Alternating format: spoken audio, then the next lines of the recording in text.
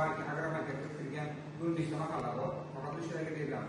O'sha fuqarolarga ta'lim qo'yiladi, rivojlantirish uchun, ta'lim qo'yish istagidagi fuqarolar uchun uyingiz bankiga qo'yiladi albatta. Bu kiritimiz qulayligi kuch tomonidagi bu plastikasiga to'lab o'tashadi. Bu ta'minotga to'ladi, yana hozir o'quv yordamchilari tomonidan arzon pulga beriladi-ku, nimaga? To'y, mol, havo o'shalarga yo'naltirilgan. Bu ta'minotga ko'chirib beradi. Bu shu narsalarni biz sotib olish uchun plastik kartaga tashlab beramiz fuqarolarga. O'zingiz bankiga fuqarolarga tashlab beramiz. 50 milliongacha kirib beramiz.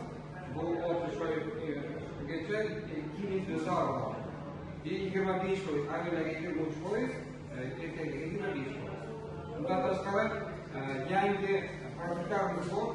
O'shani aytib o'tsam, bu budjet tashkilotlariga, budjetda ishlaydigan xodimlar uchun kreditlarimiz bor.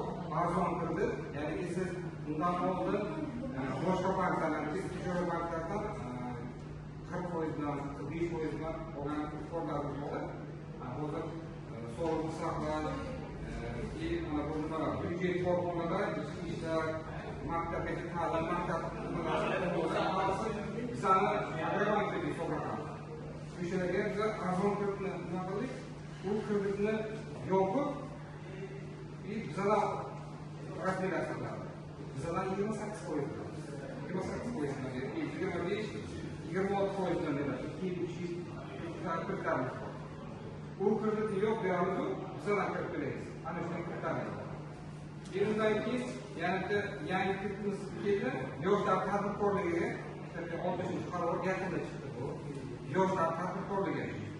Ularni bandligini ta'minlash bo'yicha yangi kreditimiz keldi. Yoshlarga beriladi. Yoshlarning tadbirkorligini qo'llab-quvvatlash. Bu kreditimiz ham 18% bilan 5 yilgacha beriladi.